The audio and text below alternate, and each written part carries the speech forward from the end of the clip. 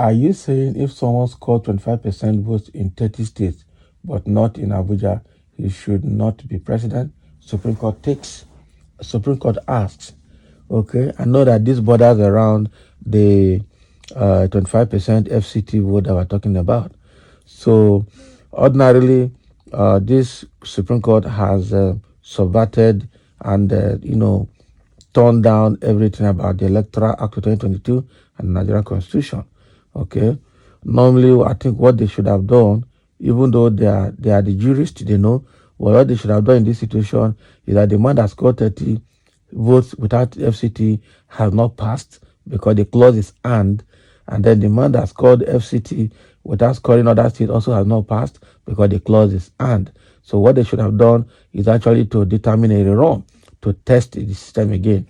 And once that is done, then everything will be settled. But unfortunately, instead of doing that, they had to go by the way they have done it.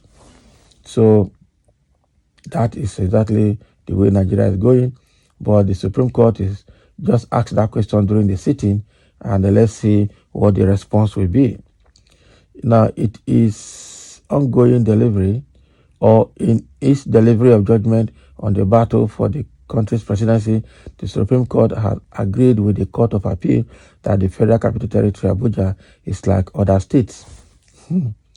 Okay, the presiding justice of the panel, John Okoro, asked, are you saying if someone scored 25% vote in 30 states but not in Abuja, he should not be president? Is that how you interpret the law? That is not the law. Supreme Court agrees with the Court of Appeal, he added. So now I know that Nigerians are going to argue this in a different way. The fact now, as if you are saying that Abuja is just like any other state, then you should give them their own governor. You should give them their own everything about them should be like every other state. Let them have their own commissioners. Let them have their own legislators, their judiciary and everything. Make them independent like any other state, and let's know now that we have 37 states. And that means that clause in the Electoral Act of 2022 and the Constitution should also change. It shouldn't be and, it should be or. Because when you use a clause of and, then it makes it mandatory. It makes it a must rule. But when you use a clause or either, then it means that it is not mandatory, it is optional. Okay? So, but unfortunately, the way things have gone, Nigeria is, I don't know. Okay? That is money speaking anyway. The money, Tinubu's money has spoken at the appeal court and has also spoken at the Supreme Court. And so with the way it is, everything now is entrenched, and I pity the direction Nigeria is going. Judiciary in Nigeria is gone. It's absolutely gone. That is it. So already people are writing here. Somebody said, President Bola Ahmed Tinubu 3/3, Atiku 0/3, and Peter Obi 0/3. Now the statistics be that, no time. Please understudy president. He is an enigmatic, far-sighted politician, okay, with political maneuvers, strategic and tactical. Can you imagine? Okay. As always says, only brilliant people can reason like that. They have come for themselves. That is it. Because even a lot of good Yorubas also are not happy with the way things are going. Let's be frank with ourselves. Okay? No one has convinced me on why the IRF portal for presidential party or part was shut down on the election day, and INEC chair is still out there preparing for another deceitful election.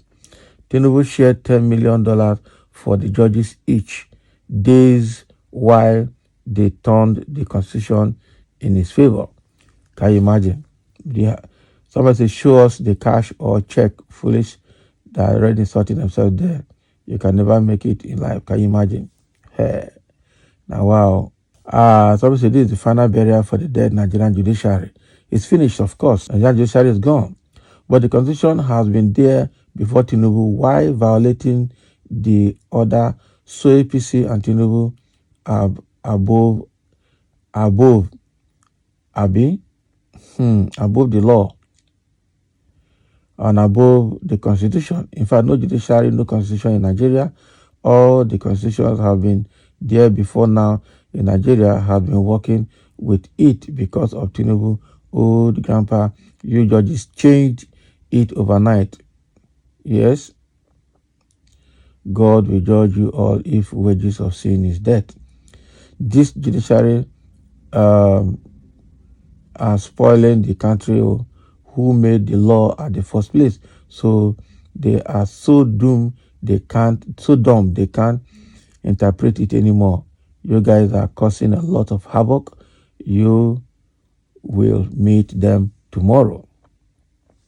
Just don't mind them. Nigeria is now practicing autocracy, not democracy, just because of one old man that's supposed to be playing with his grandchildren. What he's looking for as president, I don't know. Leadership qualities you don't have. Allow people to make their choice. It doesn't work. As I always say, after you will tell me that my daughter who is in primary school is not resourceful and more reasoning than these dullards called judges, we know you won't go scot-free. People who declare senators that didn't participate in a primary election winners, what do you expect? Just know after rain comes sunshine, it won't be long. That is it. That is it. What a country. It's quite unfortunate. I just don't know. Obi, please answer. Okay, Lord, that is the interpretation in factory Pickens region.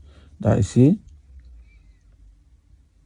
Are you saying if someone gets 8 A's in WAEC but scored an F9 in mathematics should be given admission into the university? Abi?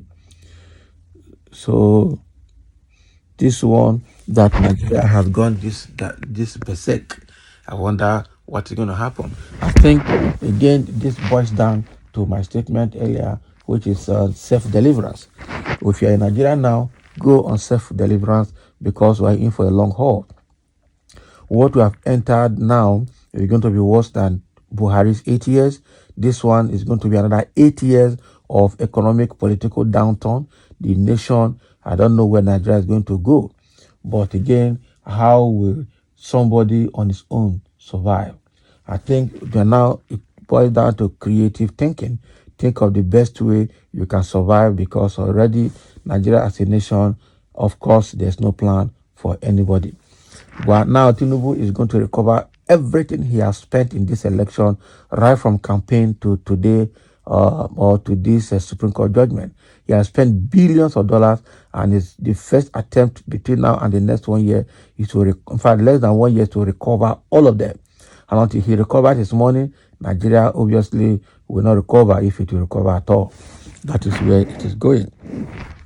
So thank you for listening, and let's have your comments.